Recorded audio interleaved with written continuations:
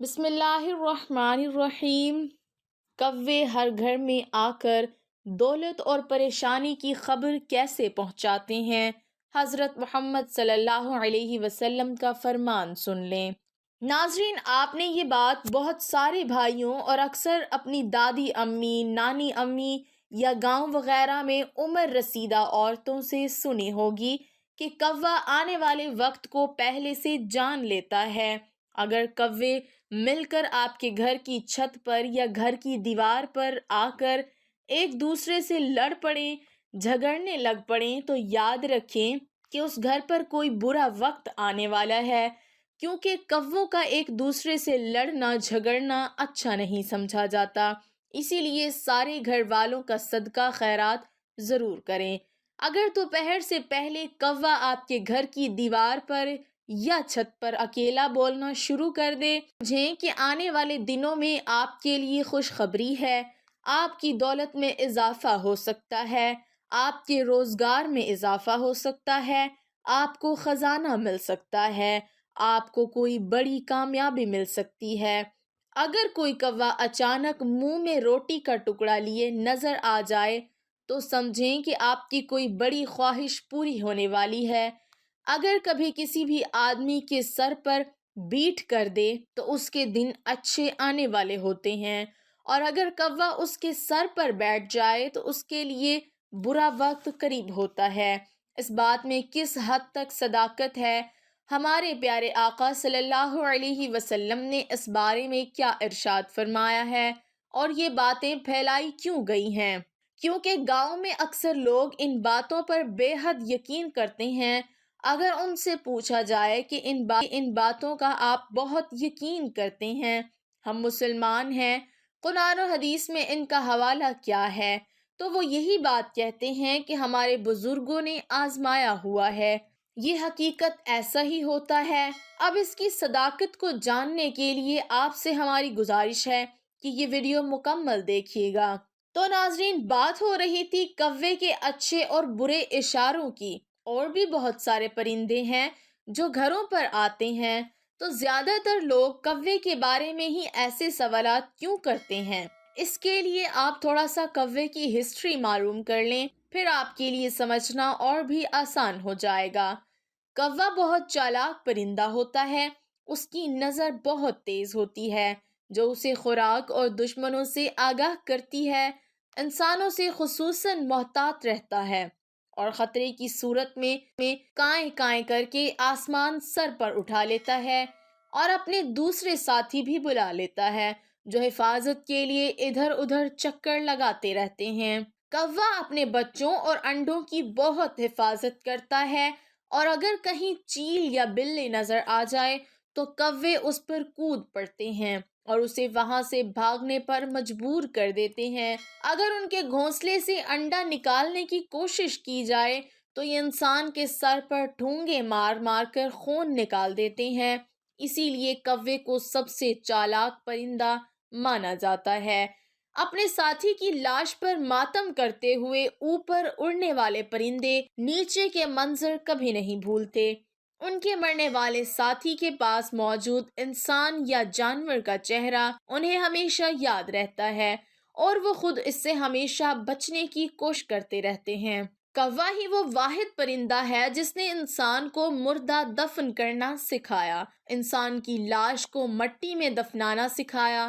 کوے کی یہ فطرت ہے، جب اس کا کوئی ساتھی مر جاتا ہے تو سب کوے اس جگہ جمع ہو جاتے ہیں جہاں اس کے ساتھی کی لاش پڑی ہو، شور مچاتے رہتے ہیں، اپنے ساتھی کے مرنے پر سوگ و ماتم کا اظہار کرتے ہیں۔ کوا وہ واحد جانور ہے جو عقاب کو تنگ کر سکتا ہے۔ یہ پرندوں کے بادشاہ عقاب کی پشت پر بیٹھ جاتا ہے اور اپنی چونچ سے اس کی گردن پر کاٹتا ہے، جبکہ کوے سے زیادہ طاقتور عقاب کوے کا مقابلہ کرنے میں اپنی طاقت اور وقت صرف نہیں کرتا، بلکہ وہ اپنے پر کھولتا ہے اور آسمان کی طرف اونچی اڑان بھرنا شروع کر دیتا ہے۔ عقاب کی پرواز جتنی بلند ہوتی جاتی ہے، کوے کی اڑان اتنی ہی مشکل ہو جاتی ہے۔ اور بالآخر وہ آکسیجن کی کمی کی وجہ سے نیچے گر جاتا ہے۔ تو ناظرین، ایک کوے کے اندر یہی وہ خوبیاں ہیں جس کی وجہ سے اس کے بارے میں یہ تمام تر باتیں منسوب کی جاتی ہیں۔ یہ تمام تر باتیں بدشگونی پر مبنی ہیں۔ اسلام میں ان تمام تر باتوں کی کوئی اہمیت نہیں ہے۔ موجودہ دور میں پاکستان میں یہ باتیں بہت زیادہ ہیں اور دیہاتوں میں تو اب بھی بہت ہی زیادہ ہیں۔ اس کی ایک وجہ دو تہذیبوں کا باہمی تمدن، جیسا کہ آزادی سے سویلائزیشن اور موت کی نشانیاں دینا اور بہت سی چیزیں ہیں جن کو بدشگونی کہہ دیا جاتا ہے۔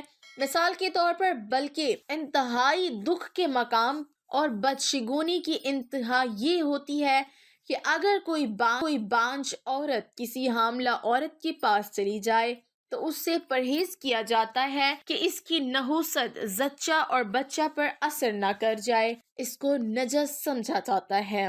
میرے نزدیک یہ سیدھی اللہ تعالیٰ سے ٹکر ہے۔ سوچیں اس معصوم عورت کے دل پر کیا بیتی ہوگی جو پہلے ہی سے بے اولاد اور دنیا کے ستم اور سسرال کی تان و تشنی جھیل رہی ہو۔ سوچیں ہم نے اس کی روح کو کتنا بڑا زخم دیا ہوتا ہے۔ کیا وہ معصوم عورت اس احساس کمتری کے ساتھ جی سکتی ہے؟ سب خواتین کو ایک ہی فہرست میں ہرگز نہیں لا رہا۔ الحمدللہ خواتین میں دینداری اور تقوی مردوں کی نسبت بہت زیادہ ہے، لیکن اس کے ساتھ ساتھ خواتین میں سب سے زیادہ توہم پرستی پائی جاتی ہے۔ بد اعتقادی اپنے عروج پر ہوتی ہے۔ کہیں ساس بہو کا جھگڑا ہو گیا، اسی وقت تعویذ گنڈوں اور عاملوں کی تلاش شروع ہو جاتی ہے۔ کسی کی اولاد میں اللہ کی طرف سے تاخیر ہو گئی، اس وقت بدگمانی شروع ہو جاتی ہے کہ فلاں نے کوک بندی کا عمل نہ کر دیا ہو۔ میاں بیوی میں چپکلش ہو گئی، اسی وقت ساس اور نندوں پر شکوک و شبہات شروع ہو جاتے ہیں۔ اور جو خواتین ان چیزوں سے نسبتاً دور ہوں وہ ویسے ہی شوہر کو قابو کرنے کی فکر میں سرگرداں رہتی ہیں۔ پھر جو جعلی عاملوں کی چاندی ہوتی ہے، کچھ نہ پوچھیں۔ میں صرف ایک مثال دے کر بس کر رہی ہوں۔ ابھی حال ہی میں 1-2 سال پہلے میڈیا پر ہر طرف ایک جعلی عامل کا چرچا رہا تھا جس نے تقریباً 300 عورتوں کو حاملہ کیا تھا اور ان کی ویڈیوز بنا کر بلیک میل کرتا رہا۔ میرا سوال صرف اتنا ہے کہ کیا وہ عامل خود چل کر ان کو حاملہ کرنے گیا تھا؟ سوچئے گا، جواب خود بخود مل جائے گا۔ بلکہ تاریخ گواہ ہے کہ آج تک کوئی جعلی عامل چل کر نہیں آیا۔ کمزور عقیدہ خواتین خود چل کر اس کے آستانے پر جاتی ہیں۔ یہ وہ تلخ حقیقت تھی جو میں بتانا ضروری سمجھتی تھی۔ اب چلیں دین اسلام کی طرف کہ ہمارا دین اس بارے میں کیا کہتا ہے۔ عبداللہ بن مسعود رضی اللہ تعالی عنہ سے روایت ہے کہ رسول اللہ صلی اللہ علیہ وسلم نے فرمایا، بدشگونی شرک ہے۔ آپ صلی اللہ علیہ وسلم نے 3 مرتبہ فرمایا، اور ہم میں سے ہر ایک کو کوئی نہ کوئی وہم ہو جاتا ہے، لیکن اللہ تعالیٰ توکل کی برکت سے اسے دور کر دیتا ہے۔ آخر میں آپ کو ایک بات بتانا ضروری سمجھتے ہیں کہ صرف اپنے اللہ پر یقین کامل کر لیں، مکمل توکل رکھیں، اور جو کچھ بھی ہوتا ہے یا جو کچھ بھی ہوگا وہ اللہ ہی کی طرف سے ہوگا۔ جب آپ کا یقین پختہ ہو جائے گا تب انشاءاللہ آپ ان سب چیزوں، توہم پرستی، بدشگونی، بد اعتقادی سے انشاءاللہ نکل جائیں گے۔ یقین کریں زندگی ہلکی پھلکی محسوس ہونا شروع ہو جائے گی۔ شرط صرف رب ذوالجلال پر مکمل اعتقاد، یقین اور توکل ہے۔ اللہ تعالیٰ نے کسی کے ہاتھ میں تمہارا رزق، تمہاری عزت، تمہارا مستقبل، تمہاری کامیابی نہیں رکھی، سب اللہ تعالیٰ کے پاس ہے۔ محض وقتی فائدے کے لیے کسی کے سامنے مت جھکنا، اللہ تعالیٰ پر کامل یقین رکھو۔